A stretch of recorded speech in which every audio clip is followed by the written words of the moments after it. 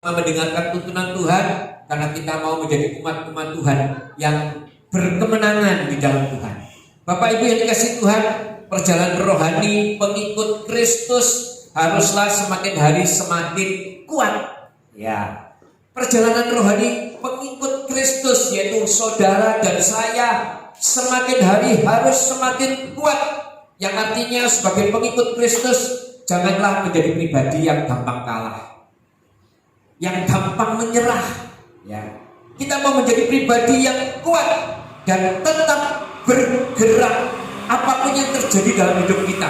Mungkin ada persoalan masalah, kita akan tetap bergerak, kita akan tetap maju, karena kita tahu kita adalah orang-orang yang tidak gampang kalah. Kita adalah orang-orang yang tidak gampang menyerah, karena kita adalah umat-umat pemenang. Amin. Karena kita adalah umat pemenang. Bahkan firman Tuhan katakan lebih dari pemenang. Saya mau kasih tahu kepada Bapak Ibu, sepanjang saya pelajari di dalam Alkitab, semua tokoh-tokoh Alkitab, ya, tidak pernah meneladankan kekalahan. Semua tokoh-tokoh di dalam Alkitab itu selalu meneladankan bagaimana dia menjadi pribadi yang kuat, yang tahan uji, bahkan menjadi pribadi yang terus bergerak dan menggapai yang namanya kemenangan. Di dalam Alkitab ini tidak ada satupun, kalau saya pelajari saudara, tokoh-tokohnya yang mengalami kekalahan, yang menyatakan menyerah di dalam segala perkara. Ya, selalu mereka bergerak terus. Saudara kalau lihat Daud bagaimana dia? Kalau menurut pemikiran kita, tak mungkin dia bisa menjadi raja. Hanya seorang gembala yang mengembalakan 1 atau 2 ekor domba. Tetapi Tuhan saudara lihat, Tuhan angkat Daud karena dia punya pribadi yang kuat, yang tidak gampang menyerah. Kalau mau menyerah gampang bagi Daud. Saudara lihat, kalau Daud kita lihat, bahkan dikatakan dia ini dibandingkan dengan saudara-saudaranya, dia ini kalah jauh dari segi postur maupun segalanya. Saudara bisa lihat juga yang namanya Yusuf. Kalau saudara mengerti cerita tentang Yusuf, saudara pasti juga menjadi pribadi yang tidak akan menemukan yang namanya penyerahan dari Yusuf. Bagaimana Yusuf dibuang ke sumur oleh saudara-saudaranya. Bayangkan saudaranya yang begitu dia percaya, membuang dia ke sumur, bahkan ingin membunuh. Tapi dia punya pribadi yang kuat, yang tidak gampang menyerah. Maka kita lihat di dalam cerita di dalam Alkitab, bagaimana Yusuf menduduki urutan kedua di dalam pemerintahan. Ini menandakan pribadi-pribadi yang kuat, saudara. Ada lagi yang namanya Daniel. Kalau kita lihat, Daniel juga seperti itu. Kalau dipikir secara manusia, mungkin daripada membuat masalah dengan pemerintah, karena disuruh menyembah kepada raja, patung raja, dia tidak mau. Daripada aku menyembah kepada patung raja, mending aku dimasukkan ke lubang singa. Dia tidak mau, saudara. Dia tidak mau. Dia tetap menyembah kepada Tuhan. Kalau dipikir, ngapain seperti itu? Kalau dipikir mendingan menyerahlah, tidak apa-apa sekali-sekali menyembah kepada patung, kan gitu saudara. Tetapi Daniel tidak mau seperti itu saudara. Kita lihat lagi Ayub. Ya, kalau kita melihat sudah mengalami satu titik yang terendah, bahkan saya katakan titik 0, lebih dari 0. Sampai kalau firman Tuhan katakan kulitnya aja harus dikeruk pakai beling. Ini menandakan apa saudara? Dia sudah jatuh sampai terpuruk paling dalam. Tetapi saudara lihat, dia tetap kuat dan tidak menyerah. Bahkan istrinya mengatakan, ngapain kamu sembah Tuhan? Sekarang saatnya kamu mengolok-olok Tuhan itu. Karena dia tidak menolong kamu, karena dia tidak berbuat apa-apa dengan kamu. Tapi saudara perhatikan, Ayub tidak menyerah. Ayub tetap kuat dan Tuhan angkat tinggi. Bahkan dikatakan di dalam Alkitab, dia kembalikan, Tuhan kembalikan 2 kali lipat apa yang dipunya oleh Ayub. Dia kembalikan saudara. Nah, saudara, juga ada Yusuf dan Maria. Yusuf dan Maria juga seperti itu. Kalau kita lihat, kalau pribadi ini menyerah, mungkin Tuhan tidak akan pakai dan kita tidak akan melihat karya salib. Bagaimana Yusuf dan Maria, dia tetap melaksanakan apa yang diperintahkan Tuhan dengan kuat. Kalau kita lihat, dia ketika ada pemerintah di dalam pemerintahan Kaisar Agustus, dia dari Nazaret di Galilea, dia berjalan menuju ke Yudea, ke kota Daud, di mana dia harus kembali ke kota Bethlehem. Lalu disitulah Tuhan Yesus lahir. Ini yang adalah merupakan satu contoh-contoh yang harus kita tahu, Bapak Ibu yang dikasih Tuhan. Kita sebagai orang percaya, jangan gampang menyerah. Jangan gampang menyerah. Sebab tokoh-tokoh di Alkitab semua itu memang mengalami proses. Proses inilah yang harus kita perhatikan, saudara. Semua pasti mengalami proses, tetapi di dalam proses mereka tetap kuat dan mereka mengalami kemenangan. Mereka mengalami kemenangan. Jadi saya mau simpulkan, segala perkara, persoalan atau masalah dapat mereka tanggung dan mereka mengalami kemenangan. Berarti saudara, kalau saya katakan kemenangan itu akan menjadi milik kita jika kita kuat menanggungnya. Kemenangan itu akan menjadi milik kita jika kita kuat di dalam segala perkara. Kita kuat di dalam segala perkara, maka kita akan menjadi orang-orang yang berkemenangan. Haleluya. Jadi sekali lagi, mari kita lihat caranya bagaimana, saudara. Jadi saya nggak mau sekedar ngomong kalau kita sebagai orang percaya pasti menang, pasti kuat. Pagi hari ini kita mau sama-sama melihat secara alkitabiah supaya setiap kita benar-benar mengalami kemenangan. Caranya bagaimana? Kita lihat sekarang, saudara. Kita buka di dalam Filipi 4 ayat yang ke-13. Wah, ini ayat favorit, saudara ya. Saya percaya banyak di antara kita yang sering membaca ayat ini. Di dalam Filipi 4 ayat yang ke-13. Nah, ayatnya seperti ini, saudara, bunyinya. Segala perkara dapat kutanggung di dalam Dia yang memberi kekuatan kepadaku. Katakan amin, saudara. Haleluya. Ya, di dalam hidup ini memang terjadi banyak perkara. Di dalam hidup ini ada persoalan atau masalah, itu memang merupakan bagian dari perkara. Persoalan dan masalah itu bagian dari perkara. Nah, mari pagi hari ini kita sama-sama belajar bagaimana supaya segala perkara dapat kita tanggung. Mau, saudara? Kita semua mau menanggung supaya setiap persoalan dan masalah dapat kita tanggung. Mau, saudara? Mari kita sama-sama belajar ya, saudara ya, supaya kita dapat menanggung segala perkara. Ya, saya mau katakan bersama Yesus pasti bisa. Amin. Bersama Yesus pasti bisa. Karena saya tahu setiap kita ada di tempat ini, kita mencari Tuhan ya. Nah, saudara, saya kagum dengan Paulus.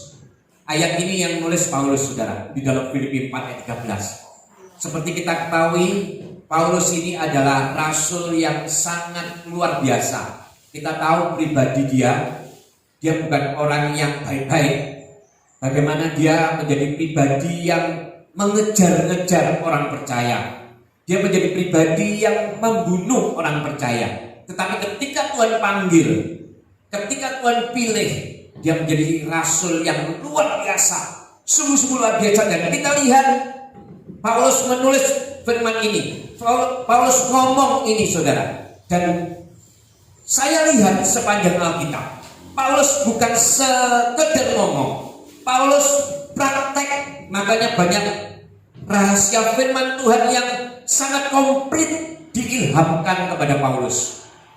Paulus ini bukan sekedar ngomong, saudara, tapi dia menjalani, dia melakukan, bahkan dia mengalami. Makanya dia mengatakan ini bukan sekedar omong kosong. Ilham Roh Kudus diberikan kepada dia karena dia benar-benar praktek, saudara ya. Nah, sekarang kita lihat, saudara, apa saja sih perkara itu? Kita lihat di dalam Filipi 4 ayat 13 tadi mengatakan bahwa segala perkara, berarti bukan satu, Ya, segala perkara itu banyak berarti. Tapi kalau kita lihat di dalam ayat sebelumnya, kita lihat dari Filipi 4 ayat yang ke-12. Nah, kita lihat saudara ya. Filipi 4 ayat 12. Aku tahu apa itu kekurangan dan aku tahu apa itu kelimpahan dalam segala hal dan dalam segala perkara. Tidak ada sesuatu yang merupakan rahasia bagiku, baik dalam hal kenyang maupun dalam hal kelaparan, baik dalam hal kelimpahan maupun dalam hal kekurangan. Nah, kita lihat di dalam Filipi 4 ayat 12 ini ternyata menurut firman Tuhan yang ditulis oleh Paulus, ada dua perkara yang harus kita perhatikan di dalam hidup kita. Ketika kita hidup ini ada dua perkara besar yang harus kita perhatikan supaya kita ini tidak menjadi pribadi yang gampang menyerah.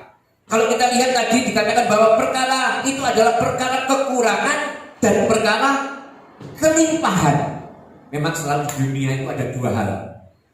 Ada besar, ada kecil. Ada tua, ada muda. Selalu ada dua. Ada baik, ada yang tidak baik. Makanya Paulus menggarisbawahi dengan ilham Roh Kudus mengatakan bahwa di dalam segala perkara yang kita sanggup tanggung itu sebetulnya ada dua hal besar yang dia bisa jelaskan kepada setiap kita.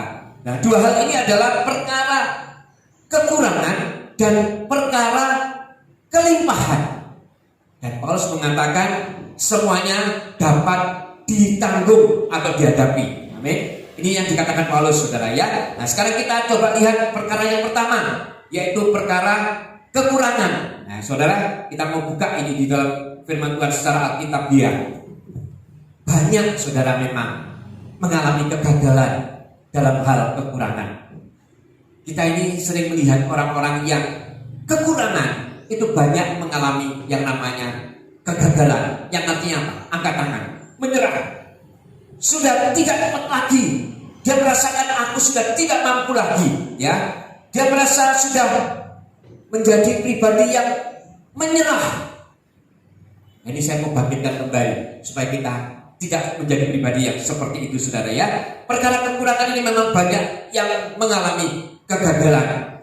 Perkara kekurangan ini banyak dialami dan terjadi di dalam hidup setiap manusia yang kita lihat. Nah, tuntunan apa yang diberikan oleh firman Tuhan? Yang pertama kita lihat, kita balik ke Filipi 4 ayat yang ke-11. Ya, ini tuntunannya saudara. Ini firman ini mundur saudara. Kita supaya tahu, mundur dalam arti kata tuntunannya ini mundur. Rahasia firman ini diberikan mundur. Tetapi rahasia firman ini supaya saya berdoa supaya disingkapkan kepada saudara bisa lebih mengerti. Ya, kita lihat di dalam Filipi 4 ayat 11. Kukatakan ini bukanlah karena kekurangan, sebab aku telah belajar mencukupkan diri dalam segala keadaan. Nah, ini rahasia firman yang harus kita ketahui buat setiap kita yang saat ini mungkin dalam hal kekurangan sedang mengalami. Nah, anak Tuhan atau orang percaya harus melakukan yang dikatakan oleh Paulus ini kalau mau berhasil. Kalau mau dapat mengatasi yang namanya kekurangan, apa saudara? Kita lihat di firman ini, mencukupkan diri dengan apa yang ada. Dikatakan di firman ini, mencukupkan diri dalam segala keadaan. Ini rahasia yang harus kita tahu, saudara. Kalau kita ini sedang kekurangan, kalau katakan mencukupkan diri dengan segala keadaan. Saya mau kasih contoh. Jangan sampai kalau penghasilan kita mungkin satu hari itu 200.000, tapi kita pakai satu hari itu 300.000. Nah, ini menjadi pribadi yang pasti akan kekurangan, yang pasti tidak akan sanggup dalam segala perkara menghadapi ini. Ya, tidak bisa menanggung di dalam segala perkara. Ya, ketika kita punya penghasilan 200.000, terus kita belanja ya harus ya paling enggak 100.000 atau 50.000, kan gitu saudara. Itu berarti apa? Itu kita mencukupkan diri dengan apa yang ada. Terus jangan juga mungkin penghasilan kita 200.000, tetapi kita kasih istri 5.000 untuk belanja. Nah, nanti istri jadi ngamuk, saudara. Jadi kita jadi nggak enak lagi di dalam rumah tangga. Mencukupkan diri dengan apa yang ada, jangan sampai tekor, saudara. Nah, kita lihat, saudara, ya, doa yang diajarkan oleh Tuhan kepada setiap kita di dalam Matius 6 ayat yang ke-11. Matius 6 ayat yang ke-11. Nah, ini firman Tuhan yang diucapkan oleh Tuhan sendiri. Doa Tuhan Yesus tentang makanan atau berkat kepada setiap kita. Berikanlah kami pada hari ini makanan kami yang secukupnya. Berarti tidak berlebihan, saudara. Orang yang bisa mencukupkan diri dengan apa yang ada adalah orang yang berkemenangan. Orang yang bisa mencukupkan diri dengan apa yang ada adalah orang yang mengerti prinsip Alkitabiah. Dia tidak melakukan yang melampaui batas kemampuannya. Belajar untuk mencukupkan diri, mengelola berkat Tuhan dengan rasa cukup. Nah, bagi kita pernah nggak merasakan cukup? Masih kurang terus Tuhan, masih kurang terus. Firman Tuhan pagi hari ini mengajarkan kepada setiap kita mencukupkan diri dengan segala keadaan, mencukupkan diri dengan apa yang Tuhan beri dalam hidup kita. Belajar mengelola berkat dengan rasa cukup. Saya mau kasih tahu kepada saudara, di Perjanjian Lama Tuhan juga mengajarkan hal yang sama. Bagaimana kita mengelola berkat, bagaimana cara kita mengelola berkat. Kita lihat di dalam Keluaran 16 ayat yang ke-16. Keluaran 16 ayat ke-16. Ini cerita tentang bangsa Israel yang Tuhan beri makan makanan mana. Ya, kita lihat, saudara, di dalam Keluaran 16 ayat 16. Beginilah perintah Tuhan, pungutlah itu tiap-tiap orang menurut keperluannya. Nah, saudara perhatikan, pungutlah itu tiap-tiap orang menurut keperluannya. Masing-masing kamu boleh apa? Mengambil untuk seisi kemahnya. Seluruh rumah tangga kita ambil, saudara, tidak apa-apa. Segomer seorang menurut jumlah jiwa. Jadi berkat yang Tuhan berikan buat setiap kita, Tuhan katakan cara kerja Tuhan itu cara kerja yang tidak murko, kalau orang Jawa bilang. Dia memberkati kita, ya, mencukupkan dengan kita. Apa yang Tuhan berkati kepada hidup kita itu juga dicukupkan dengan apa yang menjadi keperluan kita. Ketika kita sudah lakukan ini, saudara, ketika kita sudah mencukupkan diri, maka berkat yang lebih besar pasti akan dipercayakan kepada setiap saudara dan saya. Ketika cuma sedikit kita tidak bisa mengelola, saya yakin berkat yang besar kita juga pasti tidak akan bisa kelola. Ketika Tuhan berkati kita 1 bulan mungkin, ya, 500.000 kita cukupkan dengan 500.000. Nah, caranya bagaimana, Pak? Ya, caranya kita minta hikmat Tuhan. Tetap Tuhan pasti bisa mencukupkan diri dengan apa yang ada. Jangan sampai kita ini menjadi pribadi yang tidak bisa mencukupkan diri dengan apa yang ada. Karena ketika ini terjadi, berkat yang besar pun Tuhan pasti kita tidak akan bisa mengelolanya dengan baik. Ketika yang kecil ini, saudara, ketika kita tahu apa arti kekurangan, maka saya percaya kita akan menjadi pribadi-pribadi yang akan dimenangkan. Kita lihat sekarang, saudara, di dalam Matius 6 ayat yang ke-34. Nah, kita lihat kesusahan saja itu juga ada yang kesusahan saja juga itu mencukupkan diri. Kesusahan itu, saudara, kita lihat sekarang di dalam Matius 6 ayat 34. Matius 6 ayat 34. Nah, kesusahan itu loh, mencukupkan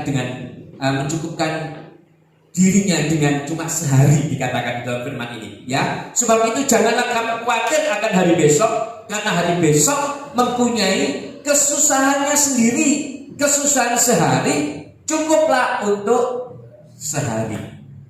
Jadi kesulitan hari demi hari itu kita pikirkan hari demi hari.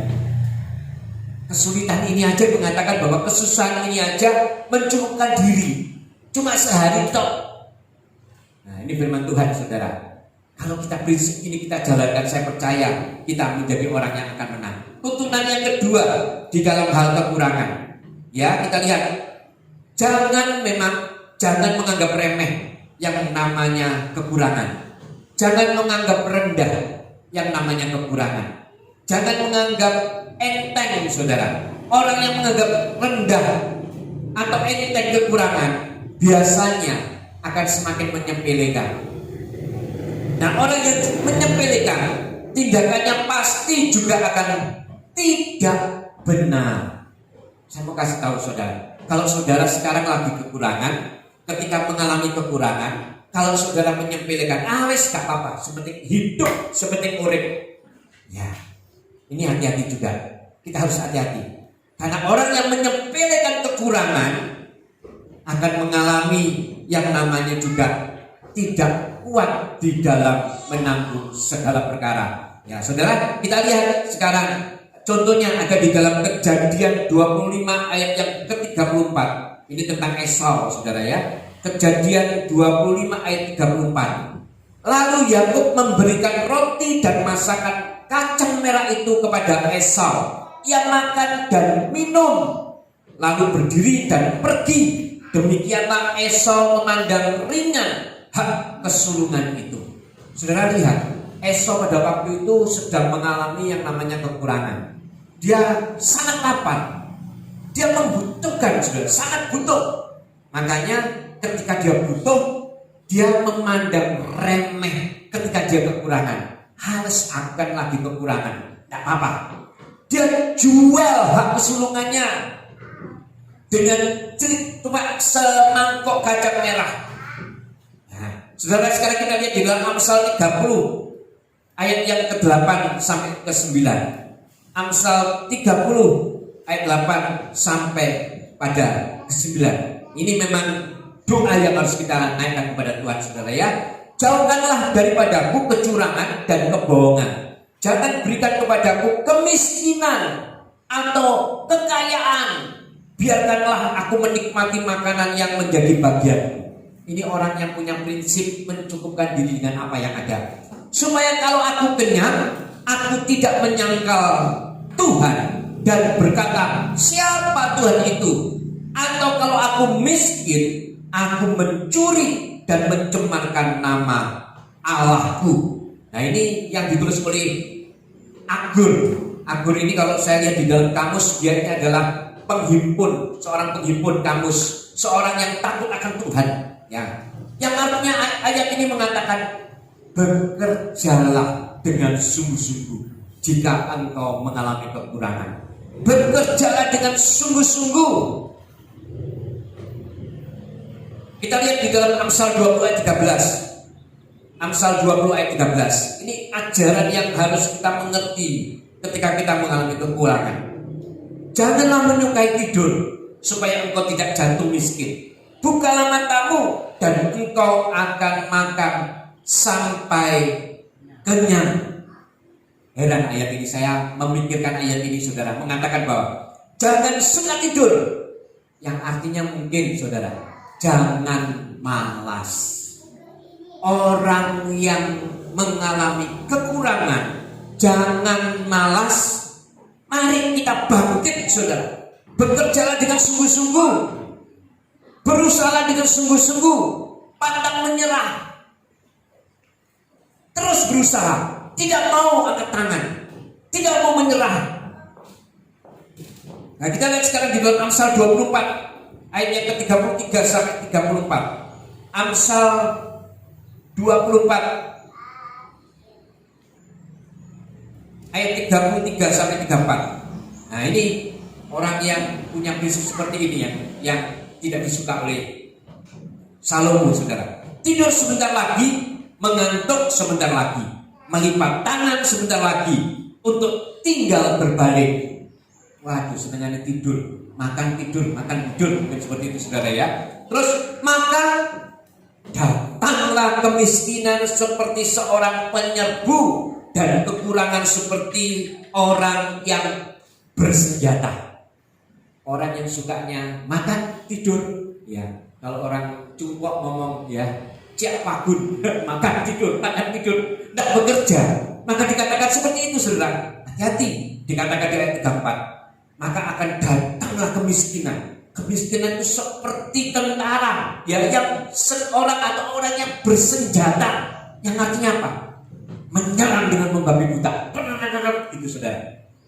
Makanya kita harus berusaha, saudara, ya. Apapun yang terjadi dalam hidup ini, ketika kita mengalami kekurangan, berusahalah, minta hikmat Tuhan, minta inovasi dari Tuhan, terus minta.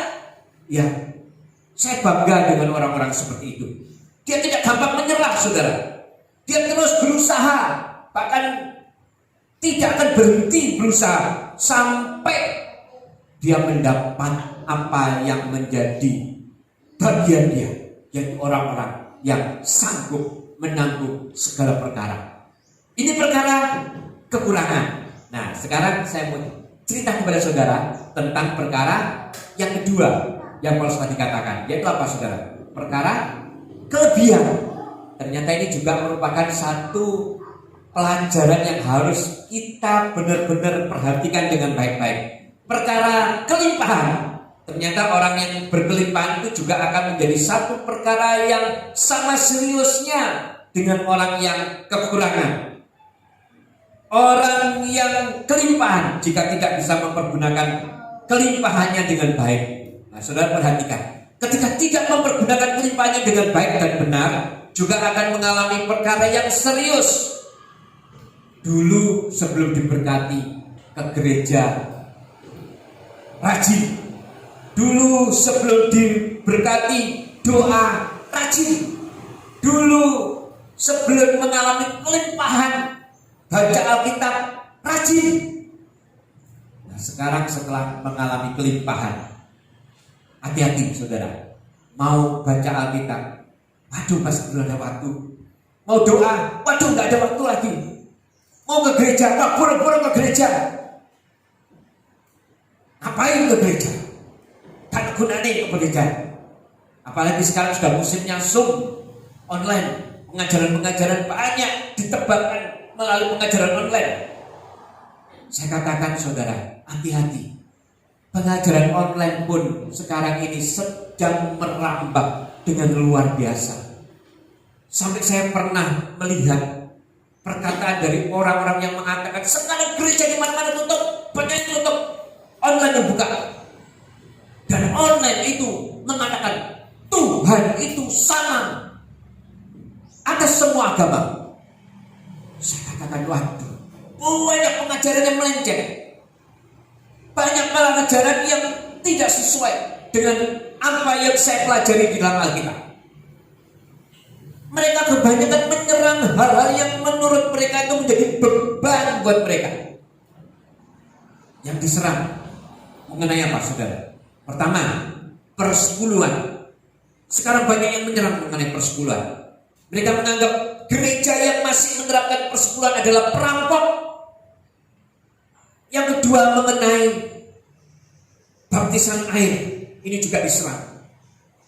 Ya. Yang ketiga juga mengenai bahasa roh. Saya katakan kepada saudara, orang-orang yang melalui online menyebarkan ajaran-ajarannya itu bertanggung jawab kepada Tuhan. Tetapi sesungguhnya tidak ada tuntunan yang diberikan kepada dia, kepada umatnya di dalam online. Saya sampai detik ini, saudara, ketika kita benar-benar menjalankan apa yang Tuhan perintahkan, sebagai hamba Tuhan saya katakan, dipercaya Tuhan di tempat ini, apa yang saya ajarkan itu saya pertanggungjawabkan di hadapan Tuhan. Kalau seandainya saya mengikuti apa yang diajarkan seolah-olah ini merupakan faham baru, seolah-olah ini merupakan ajaran baru yang lebih inovatif, yang lebih maju, yang lebih tidak membebani. Hati-hati, saudara. Kita tahu prinsip kekristenan. Tuhan mengatakan lebih baik memberi daripada menerima. Selalu berlawanan dengan dunia. Dan pengajaran yang baru ini selalu condong kepada dunia. kita sungguh-sungguh melakukan firman Tuhan, banyak menabur, maka akan banyak panen. Kan gitu saudara. Tapi kalau orang dunia mengatakan, ya jangan kamu memberi terus, jangan memberi, nabung terus, nabung.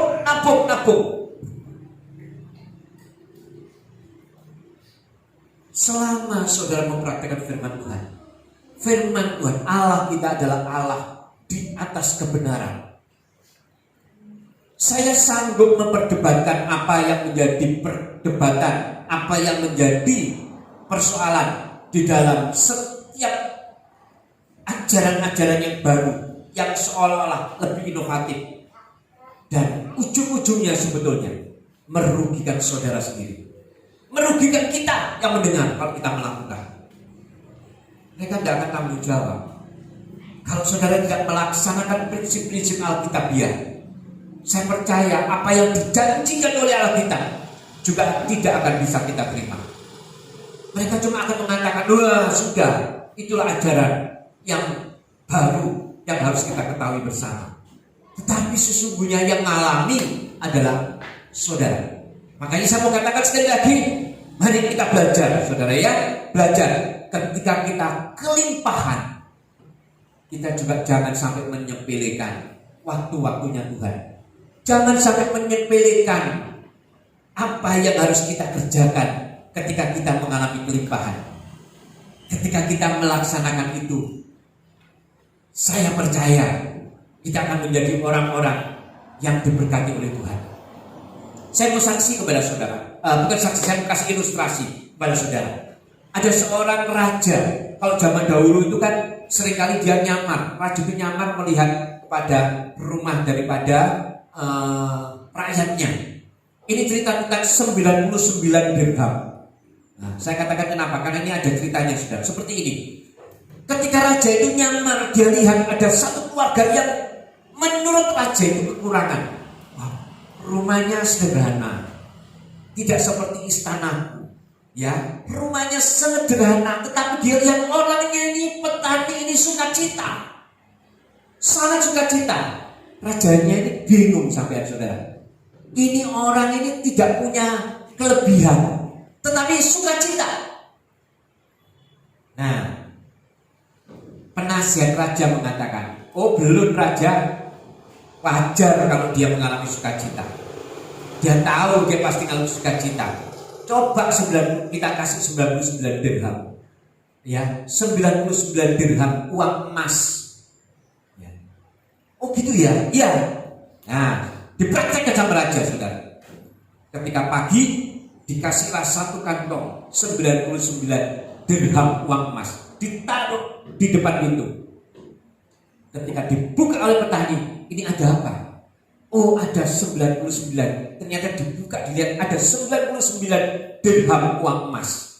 Dihitung sama dia, karena di situ ditulis 100 dirham uang emas. Tapi sama raja memang sengaja dikasih cuma 99. Dihitung saudara, ternyata dihitung kurang 1.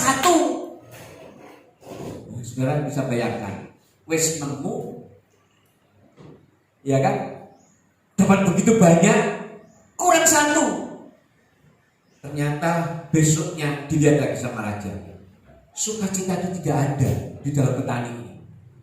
Loh, kok aneh ya? Gak ada sukacitanya. Loh iya, gara-gara 1 dirham yang memang sengaja tidak diberikan kepada petani. Padahal sudah mendapat 99 dirham uang emas, tetapi cuma 1 dirham uang emas. Menjadi petani itu menjadi pribadi yang bersungguh-sungguh. Nah, ini cerita atau ilustrasi. Sekarang kita juga seperti itu, saudara. Jangan kita seperti petani ini. Mungkin kita sudah diberkati oleh Tuhan dengan luar biasa, tetapi karena kita tidak bisa mencukupkan diri dengan apa yang ada, tidak punya kata cukup, maka kita menjadi pribadi-pribadi yang merasa serba kekurangan. Wah, masih kurang loh aku. Gak mau aku Pak baca doa kesusu setelah kerja. Masih kurang Pak, hartaku masih kurang. Baca Alkitab Pak, masih kurang. apalagi ke gereja masih kurang loh Pak. Nah, saudara, jangan kita menjadi pribadi yang seperti itu, ya. Jadi dua hal yang harus kita ketahui. Ternyata menjadi orang-orang yang sanggup menanggung di dalam segala perkara, kita harus kuat, kita harus bisa menanggungnya. Nah, kita lihat sekarang saudara ya. Ternyata bangsa Israel dulu juga pernah mengalami. Saya mau bukakan dulu di dalam Ulangan 28 ayat ke-47. Ulangan 28 ayat ke-47. Ya. Ini kita lihat ya, bangsa Israel. Karena engkau tidak mau menjadi hamba kepada Tuhan Allahmu dengan sukacita dan gembira hati, walaupun kelimpahan akan segalanya. Nah, saudara lihat ayat 48 dikatakan, maka dengan menanggung lapar dan haus, dengan telanjang dan kekurangan akan segala-galanya, engkau akan menjadi hamba kepada musuh yang akan disuruh Tuhan melawan engkau. Ia akan membebankan kuk besi ke atas tengkukmu sampai engkau dipunahkannya. Ini artinya ketika kita tidak mempunyai rasa cukup, tidak bisa bersyukur kepada Tuhan, ketika kita sudah mengalami kelimpahan, Tuhan katakan, maka apa yang Tuhan katakan ketika kita, waduh masih kurang, aku masih tidak mau, tidak sempat datang ke gereja, ada apa sedikit tidak mau ke gereja. Ya, ini hati-hati saudara. Kita akan menjadi pribadi-pribadi yang akan mengalami ya, yang Tuhan katakan dibiarkan kita menjadi pribadi yang tidak akan mengalami kemenangan demi kemenangan. Nah saudara, sekarang kesimpulannya ya, kesimpulannya di dalam Filipi 4 ayat 13 mengatakan bahwa segala perkara itu semuanya, segala perkara dapat kita tanggung asal kita di dalam Dia, di dalam Tuhan. Prinsip-prinsip Alkitabiah sudah saya jelaskan kepada saudara. Bagaimana ternyata Paulus menggolongkan dua golongan besar. Bahwa ketika kita mengalami yang namanya kekurangan, bagaimana harusnya kita punya sikap. Dan ketika kita mengalami kelimpahan, bagaimana harusnya kita punya sikap. Dua hal ini yang harus saudara perhatikan dan pegang betul ketika saudara mengatakan, aku sanggup menanggung segala perkara. Karena ini bukan cuma sekedar ngomong Paulus, tetapi Paulus mempraktekannya. Dia menjadi pribadi yang bukan sekedar menulis melalui ilham Roh Kudus, tetapi melalui perjalanan kehidupannya. Dia mengalami hal-hal seperti ini. Maka dia tuliskan rahasia kebenaran firman ini kepada setiap kita. Dan itu berlaku kepada setiap kita sampai detik ini. Dan saya percaya ketika kita sungguh-sungguh, maka kita akan mempunyai kekuatan yang daripada Tuhan Yesus. Ayat yang terakhir saudara, Yohanes 15 ayat yang keempat. Yohanes 15 ayat keempat. Ya, ini yang Tuhan inginkan buat setiap kita. Tinggallah di dalam aku dan aku di dalam kamu.